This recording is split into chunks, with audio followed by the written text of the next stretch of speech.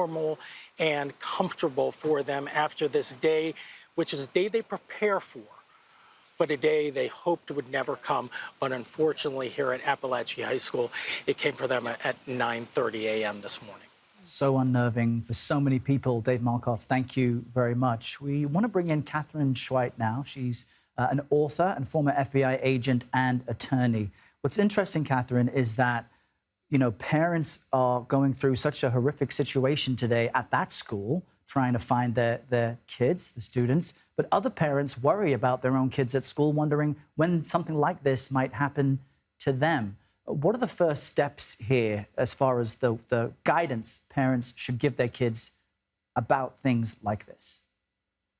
I'm glad you asked me that, because there's so many facts we don't know right now, right? But what we do know is how we can help people in the future and the panicked parents right now. After Sandy Hook massacre, I was asked to put together a program for the FBI, including and working with the other federal agencies to look at how can we prepare people. We don't have to like that the shootings happen. We just have to be prepared in case they do, just like a car accident, right? Put a seatbelt on. In this case, we want parents to know that they should ask what kind of training their kids have. They should ask the school before the school year starts or at their first meeting, when should I go to the school? Where should I go? What is the plan to reunite us if there is an emergency? Because it also could be a tornado, right? Or a hurricane or some sort of storm in Georgia. So you should know what the emergency plans are and then talk to your kids about it. I think that's the most important thing, so that they're not making up the decision about what to do and how to catch you. Katherine, you heard Dave saying that for a lot of these students, they have been through these training exercises year after year after year, starting in elementary school, and that many of them just thought that this was another back to school and we'll do an active shooter drill again. How concerned are you that for kids this becomes rote? Because I remember doing fire drills, and not everybody in my class was really paying attention to the fire drill at that point. As we practice this, it's really important because it happens, but then it becomes so normalized in a way that it doesn't maybe have the same importance when it does happen.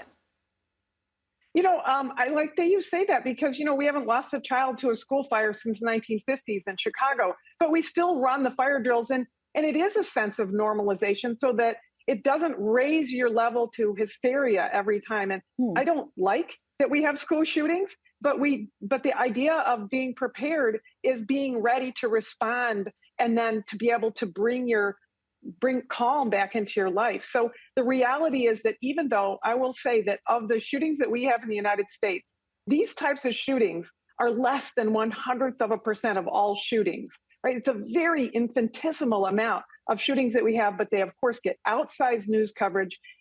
Everybody panics, you know, and then you have a school of 2,000 kids like this, and everyone says, we had a shooting in my school, even though they might not have been near it. And I'll say this, that if they had a shooting 3 blocks from their house, they might not think they had a shooting nearby. So it's perspective, and we do get a lot of coverage about it. So we do have to recognize that as long as we have guns in America and as long as we have gun deaths in America, we're going to have to prepare people for that, just like we do for tornadoes and fires. And despite this being statistically rare, it still speaks to how traumatized Americans are when balloons pop in a mall and all of a sudden people rush for the exits, or people assume in a lot of public situations there's a shooting when there isn't. In this instance, though, a suspect is in custody. You know, who knows what information may come of it, but how do officials continue to develop programs that prevent this type of thing from happening? Well, I think that we develop them, you know, as a whole, making sure that we take one piece at a time. I hear a lot of times, as you can imagine, since I work only in this area, I hear, oh, it's not the guns, it's mental health. It's not mental health, it's the guns. You know what? It's all of that. We wouldn't have this situation in the country if we didn't have the volume of guns. But that doesn't mean that you know, the guns are just the solution or mental health is just the solution. So I think what we're doing is we're working on piecing it together to say, when do we have an issue? For instance, the 18 to 21-year-olds who are firearms purchasers. There was a law change to allow for the FBI to do a little bit of longer time for background checks, and that has kept guns out of the hands of instant purchases of 18 or 19-year-olds who wanted to buy semi-automatic rifles. That's, I mean, in my opinion, kind of a good thing. But there are lots of good things in addition to, and I'll say this, with people, you have kids in your household, parent who has kids in their household, talk to your teenagers about it, because I'll tell you what I hear most.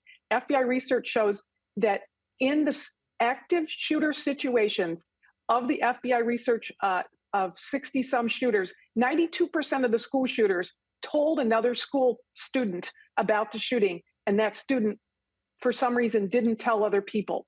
92%. Teachers, 70 and 80%, knew and had information about behavioral cues. It's easy in retrospect, but we also need to be prepared about how to look for the behavioral concerns. Is a child stopping taking their medication? Are they feeling despondent? Did they have a breakup with somebody? Are their parents in the middle of a divorce or a bankruptcy? Has that child been asking for care? Are their grades dropping? There are lots of signs. So when you feel, and you're as a parent or a child, when you feel there's someone around you who is not functioning the way they should, think about that. And remember that snitching is getting somebody in trouble. Telling is getting somebody help. Katherine, that was such a powerful statistic. 92% of these types of shooters actually told someone else in advance. And Errol and I have been having conversations with people all morning about what we should be telling our kids in terms of how to hide and fight and run, and the latest guidance on school safety in the case of an active shooter. And I'm now thinking about what you said in terms of making sure that our kids know that if someone tells you about things that are concerning, that they need to share that also with a trusted adult. But as we're talking about the different things that we should be discussing with our children, and you're talking about how much more traumatizing a school shooting is, because for all of the students, and there's, I think, a little bit less than 2,000 who are at this particular school or in this system. So they are feeling traumatized by this event. How should we be discussing that with our children and helping them through, whether it is having been part of a community that is dealing with it, or just seeing this on the news as they are in the beginning of a new school year? What's your advice? I think it's very important that parents don't leave their television on and oversaturate a child. Imagine if you were trying to have this conversation, if we were having this conversation because a child's grandfather had died, or their father had died in an accident, or their mother had died of a particular cancer or something. You still have to have the conversations that are tough conversations with kids, but you do it at the level of that child. So don't oversaturate them on the news. That's super important. Even if you're from this community and this family and you feel like you need to leave the television on, leave it on in your bedroom. Don't leave it on in front of the child, because they can't comprehend and absorb all of that and find some normalization in their world. I think that's the first thing about the television and the media saturation. The phones, shutting the apps off, getting them outside so that they're not on the phone all the time. Whatever that is, make up something to do with them, make them help you make dinner tonight or do the laundry. So I think that's important. And then also remember that you're the one who knows your child the best. You are the one who can have the best conversations with your child or your friends or your neighbors. Have the people who know your child the most, the best, have conversations with them so that they have somebody who's a trusted adult to have conversations with and work through what their particular issues are. And then, of course, know that there are county mental health facilities available, available there. And the schools will have counselors available. Avail yourselves of them for you or your children, and not just the high school children, all the way down. Katherine, that's such good advice, and it's really insightful into what to protect your kids from, right? Don't oversaturate them with coverage, but also the tools to give them should something like this happen. Based on everything you've just laid out, then, I understand that from a lot of psychologists, keeping up your regular routine is important, even if you've experienced trauma. A student may come home today and say, Mom and Dad, I don't want to go back to that place where people were killed, Thursday and Friday or next week. What would be your advice? To continue the regular routine and go back to school tomorrow, or to take some time? You know, I'm not a child psychologist, but as they say, I play one on TV. I work with a lot of the people like that Yeah. who work in this area, and they all advise routine. Remember that routine is what we are comforted with.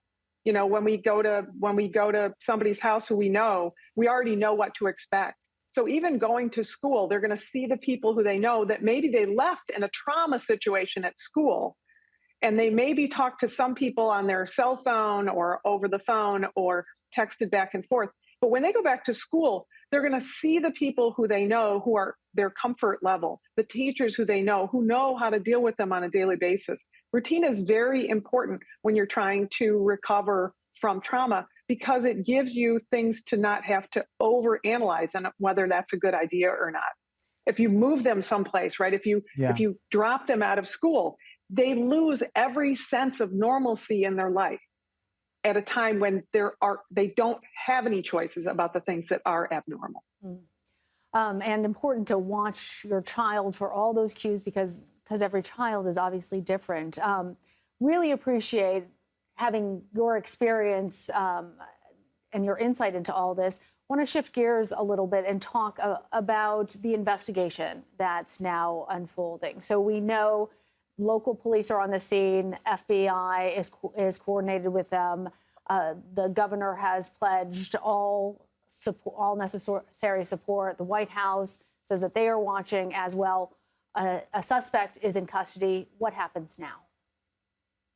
Yeah, now it's calm to chaos, right? We've got the chaos. We're bringing it to calm. All law enforcement, knows how to do this, knows what to do whenever there is a situation where you have, a massive, essentially a potential mass casualty, whether it's, like I said, a hurricane or a shooting. That what you want to do is determine the area that you have to be responsible for. Then you just parse out the responsibilities. Somebody will do the search. If there were lots of rounds discharged, the FBI, that might be a thing that the FBI does. They bring their evidence teams in and they do the search because they can, and it's easy for them. They have big teams that do it. And then they hand that information over to the investigative agency, in this case, the Bureau. So, and there'll also be an investigation. Somebody will be assigned to make sure all the interviews are done. Somebody will be assigned to make sure that, and that may be a different agency, for example. The prosecutor's office there'll be warrants that we will want to obtain for the suspect's house, for the suspect's vehicle, if the suspect has a vehicle, and any other location that might be familiar, from interviews on whether or not that suspect had access to it, including accessing phones and accessing email addresses. So that's all the process that just needs to take time. But we've done it before. We all know how to do it. And the chief investigative agency will work with all the other agencies to collect the evidence, do the interviews, and then draw a timeline back as far as they can on the suspect to determine when did he begin on this pathway to violence, and what kinds of things, could we have done to intercede? And that's how we learn every time a shooting occurs, how to potentially help prevent the next one. Well, we so appreciate you speaking with us.